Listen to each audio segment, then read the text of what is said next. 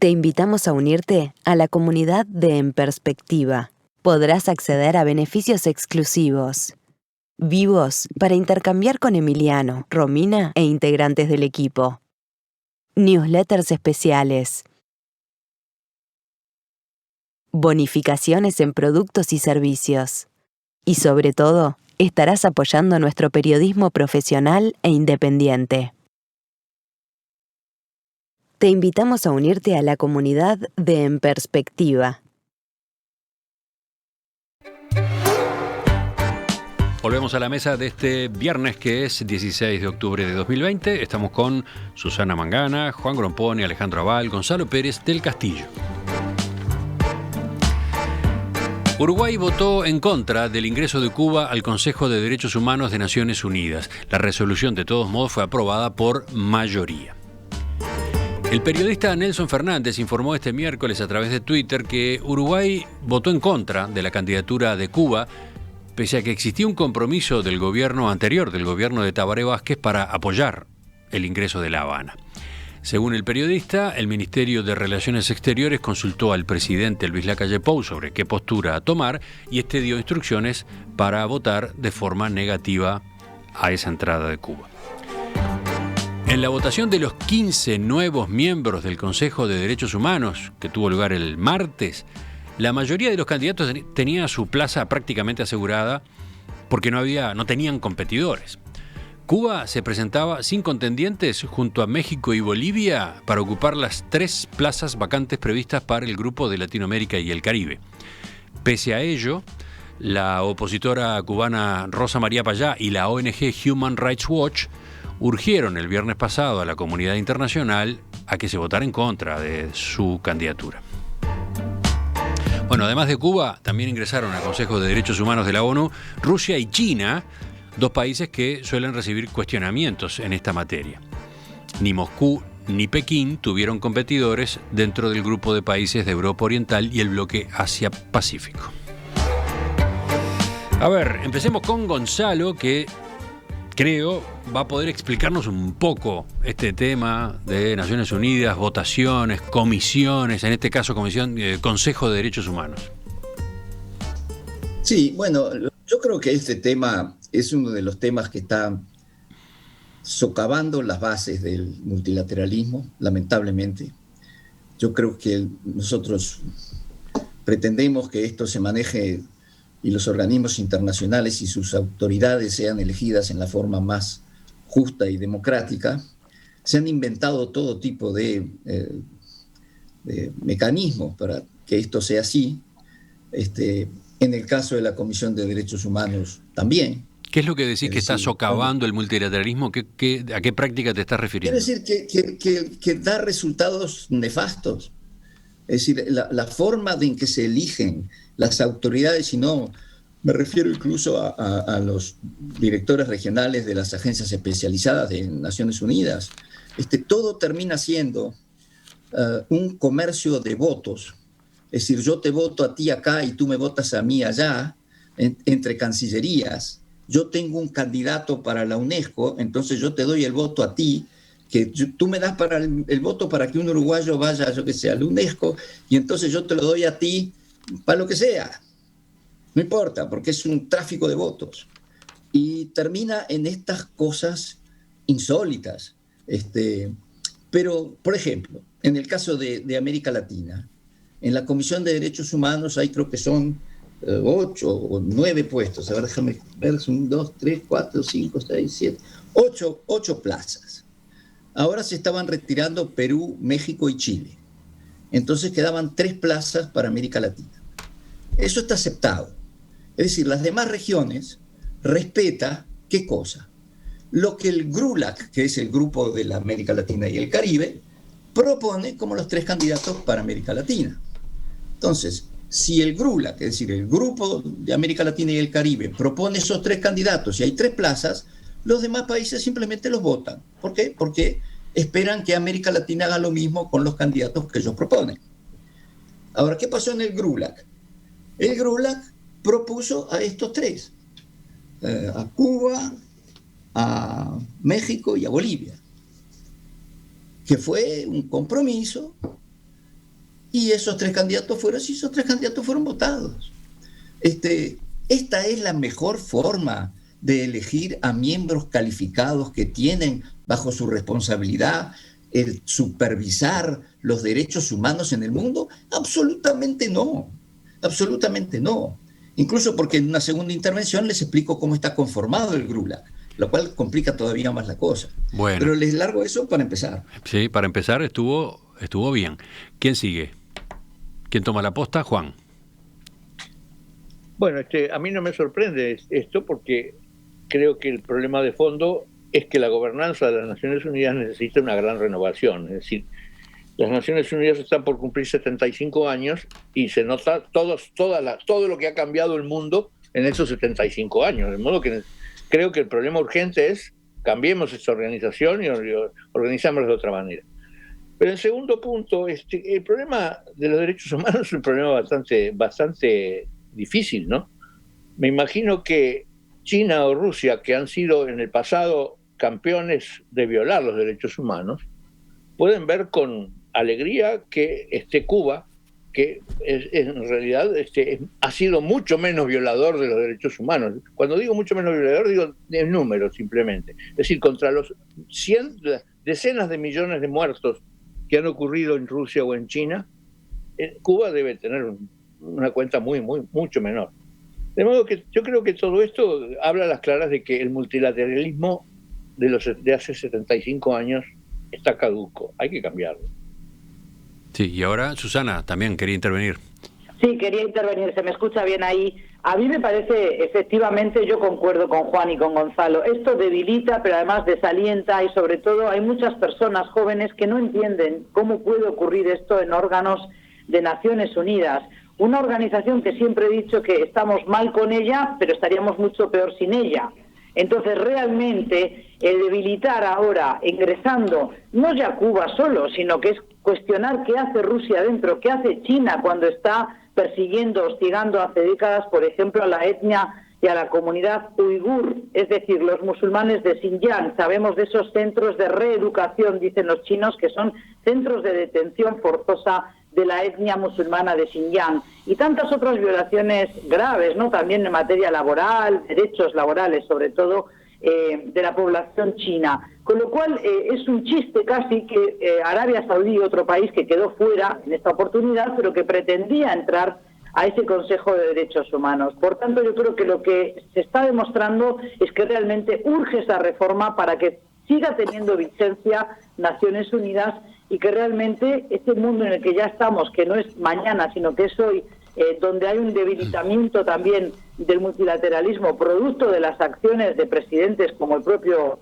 estadounidense Donald Trump, yo creo que realmente estamos en un mundo muy multipolar, pero aquejado de múltiples conflictos, y ahí tenemos los conflictos que siguen enquistados, por ejemplo, en Asia Central, en Oriente Medio, que tienen que ver siempre con esa maldita geopolítica de Mackinder, el geógrafo británico de principios del siglo XX, que hablaba del Heartland, ¿no? Es decir, del pivot central de Eurasia. Quien conquistara Eurasia, desde Eurasia podría conquistar el mundo. Entonces ahí vemos realmente la necesidad de que este tipo de consejos no sean justamente tan mercantilistas, ¿no? Como decía Gonzalo, es un tráfico de favores y de alianzas que muy poco hacen favor de los derechos humanos en el mundo, tristemente. Desde la audiencia llega esta pregunta de Gustavo, diría un poco incómoda, que va para Gonzalo, pero tal vez para también Juan y Susana. Concretamente, atento, Gonzalo. ¿Alguna vez estas votaciones en organismos como Naciones Unidas no fueron un toma y daca como ese que estabas describiendo recién? Te dejo pensando la respuesta, mientras tanto escuchamos a Alejandro. Yo lo que quería comentar es que la reforma que reclama Juan y, bueno, Susana y Gonzalo también, y con lo cual naturalmente estoy de acuerdo, tiene que partir incluso de la base que, si no entiendo mal, existe en cuanto a la cantidad de integrantes de este Consejo de Derechos Humanos. Creo que son como 50, o sea... 47. Bueno, 47, 3 menos. Son 47 integrantes. Y uno dice, bueno, Cuba, Rusia, China, bueno, caramba, son terribles, pero ¿saben quién está ahí? Digo, no por ustedes que seguramente lo saben, sino para la audiencia. Está Venezuela. Venezuela está integrando el Consejo de las Naciones Unidas hoy día, el Consejo, perdón, de los Derechos Humanos de las Naciones Unidas, lo cual hace que la significación real en cuanto a la protección de los derechos humanos, a la denuncia, a la promoción de los derechos humanos se torne absurda, ¿no verdad? Parecería que lo único que falta es Corea del Norte. Digo, y ya con eso se redondea todo el paquete. Se ríe. Susana se ríe de las carcajadas. Tiene el micrófono apagado, entonces no se escucha el ruido. Pero, a ver, Susana, ¿por qué? ¿Qué pasó?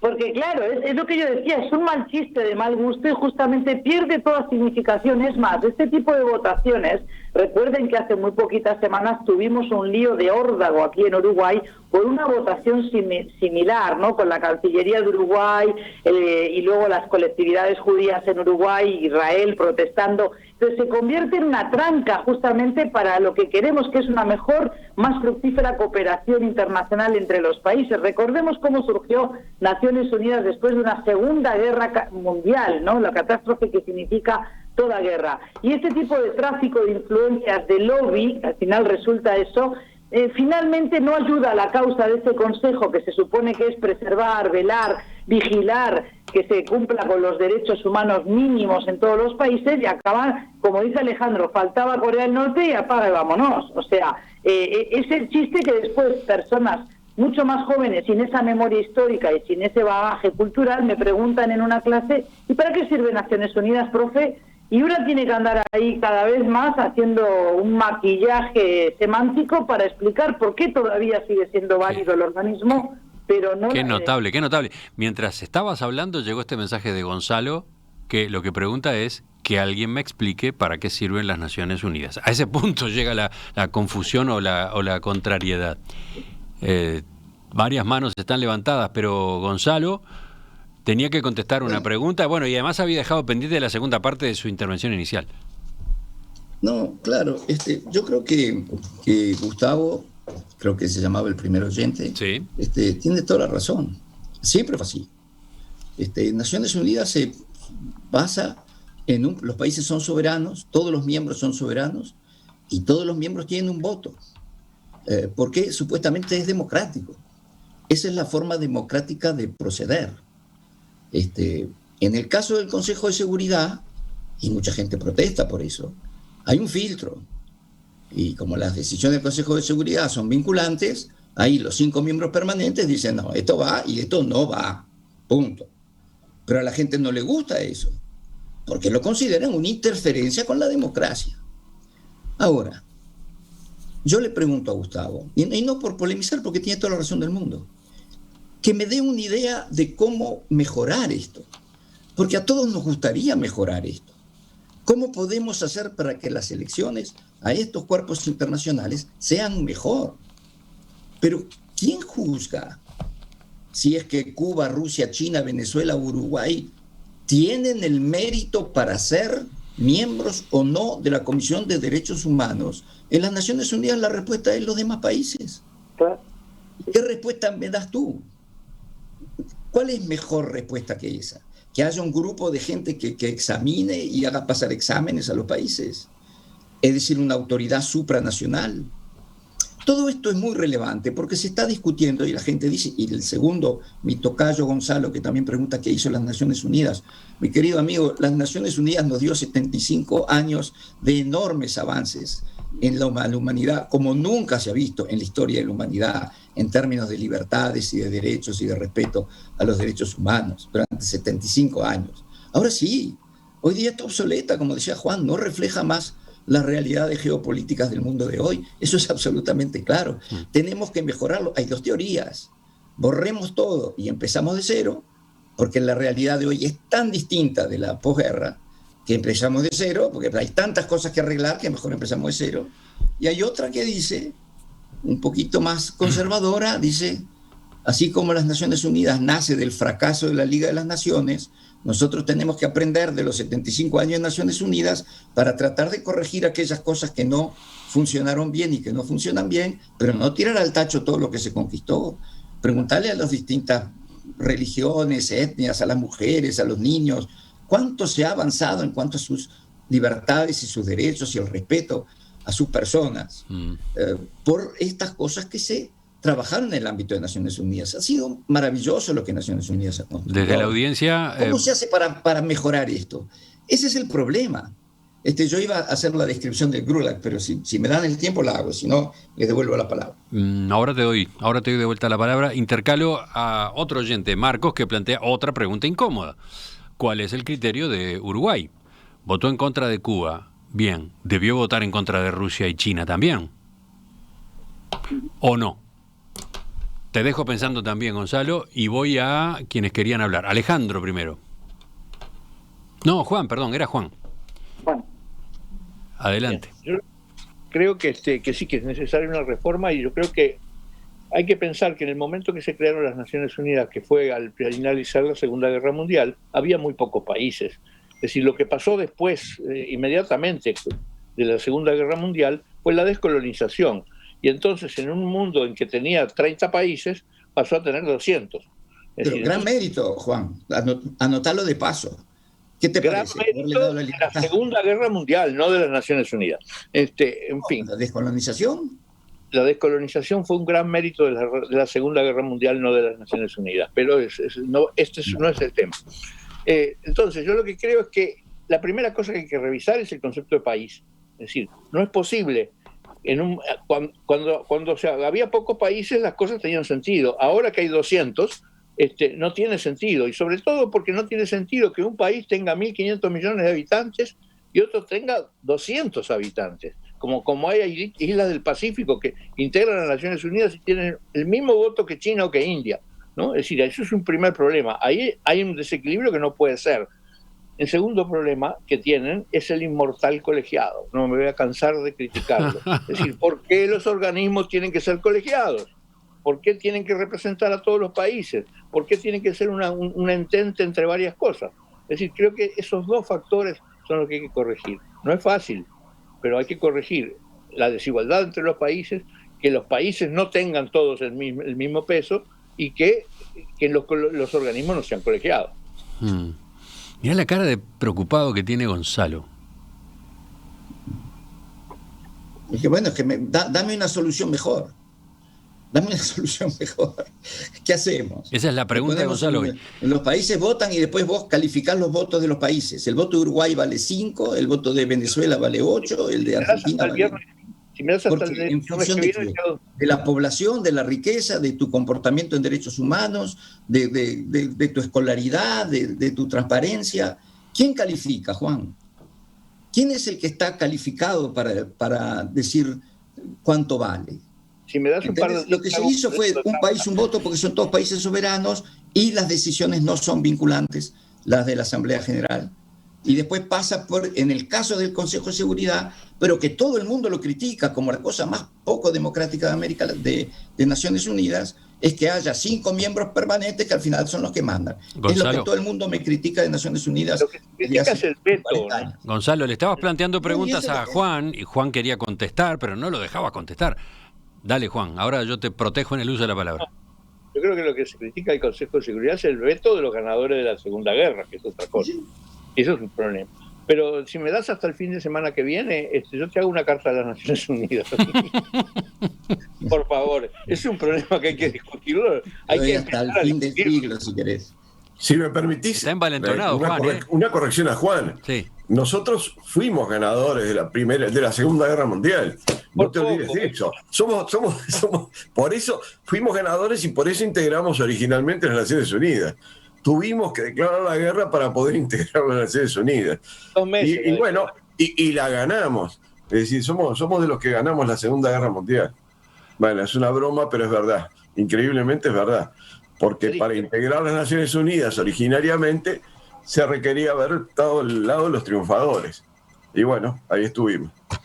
Gonzalo, ¿qué contestás al oyente que preguntaba por la postura de Uruguay, si no hay una incoherencia en lo que votó Uruguay. Sí, por supuesto.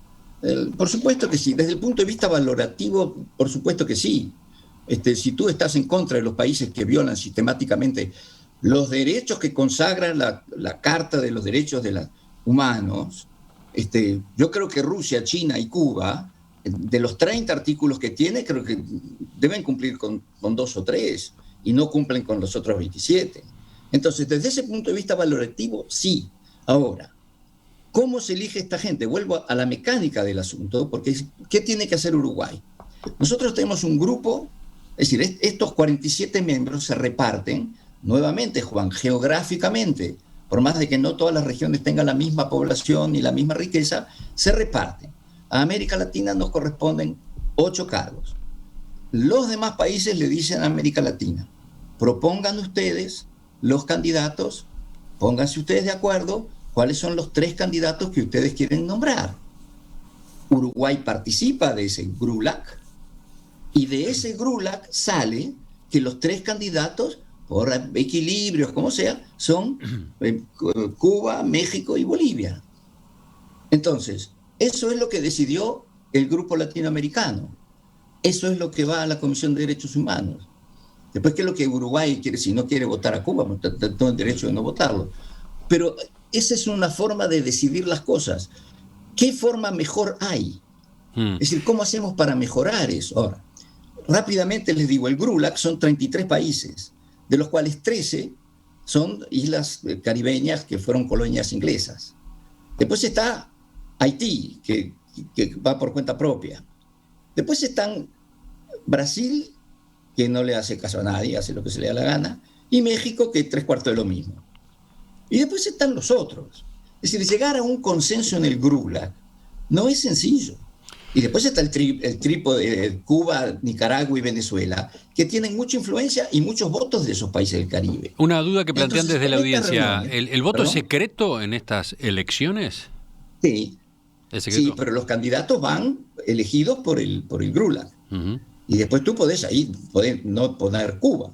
Pero normalmente, por disciplina, las demás regiones respetan los candidatos que democráticamente cada región propone. Hablando de intervenciones incómodas de los oyentes, acá aparece una más. Esta corresponde a Ignacio, que comenta: al final Trump no anda tan desencaminado cuando critica a las Naciones Unidas, su enorme gasto, etcétera. Susana. No, Trump lo que está haciendo es terminando de derrumbar todas las cosas buenas que tiene Naciones Unidas. Claro. Susana, vamos a ir cerrando. Vamos contigo. Lo que hace es aprovechar estas cosas y lo que él propone es 10 veces peor. America First. Mira qué lindo, mira que es fantástico, sí, qué democrático. America First. Y lo demás, chao. Es en broma. Yo decido. Es fantástico. Bueno, una lectura positiva de esto quizás sería, para no quedarnos con este sabor amargo, es que quizás lo positivo de que ingresen países que están muy cuestionados por sus violaciones reiteradas a derechos humanos, es que tienen que estar negociando justamente qué se considera vulnerar un derecho humano, ¿no? Que de otra manera, si no se sientan a esa mesa de negociación, quizás quedarían por fuera. Y también hay que saber reconocer que cómo andamos por casa, porque, por ejemplo, en Estados Unidos, con el presidente Trump retirando a Estados Unidos de muchísimas de estos organismos, o por lo menos retirando fondos y su apoyo, no es algo menor, es la primera potencia, todavía lo es. Ya no sé si es la potencia imprescindible, como se la llamaba antes, pero es un país al que todos miramos siempre, y más ahora en campaña electoral. Pero allí se están violando también derechos humanos. Recordemos que en los centros de detención de los inmigrantes, por ejemplo, hay esterilizaciones forzosas de muchas mujeres migrantes. Qué triste saber eso en un país que se supone adalid de los derechos humanos. Pero también en Europa, con Chipre canjeando y vendiendo la ciudadanía europea a través del pasaporte dorado chipriota a cambio de la inversión de 2,5 millones de dólares y 100.000 euros en un fondo de inversión que iba a parar a manos de parlamentarios corruptos. Así que, lamentablemente, la corrupción, la falta de transparencia es tan vieja como la humanidad, creo yo. Entonces, seamos también realistas, como dice Gonzalo, no vamos a tirar por la borda todo lo que se ha hecho, es perfectible, sin duda, porque hoy vivimos en un mundo muy distinto al de hace 70 años. pero qué duda cabe que esto es cuestionado por la gran audiencia, como hoy con el programa, también del gran público, que ya no entiende por qué están Naciones Unidas ahí, y hay que recordárselo. Señora, señores, se nos fue el tiempo. Vamos a saltearnos el bloque de telegramas o yapas, salvo que ahora mismo, alguien tenga un tema. ¿Quién tiene un telegrama que valga la pena incluir? Silencio en la sala. ¿Uno? Juan. Ahí está. Juan se ganó el derecho al telegrama de hoy y con eso nos vamos. Brevísimo. Que sigo preocupado por la pandemia. Es decir, creo que las cifras de la pandemia muestran que en la última semana estamos a niveles cercanos a 30 contagiados por día. Y tenemos que recordar que hubo tiempos, meses atrás, en que había 1 o 2 contagiados por día. Es decir, creo que esto es una alerta muy importante y creo que es una alerta muy importante y una señal para los planes que se están haciendo para la apertura, de posible apertura para el verano y para el turismo. Creo que es un tema muy preocupante.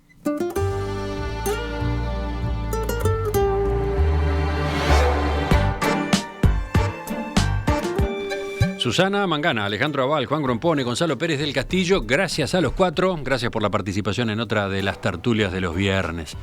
Que tengan un buen fin de semana, nos reencontramos en la próxima, ¿les parece? Nos reencontramos, gracias. Nos vemos.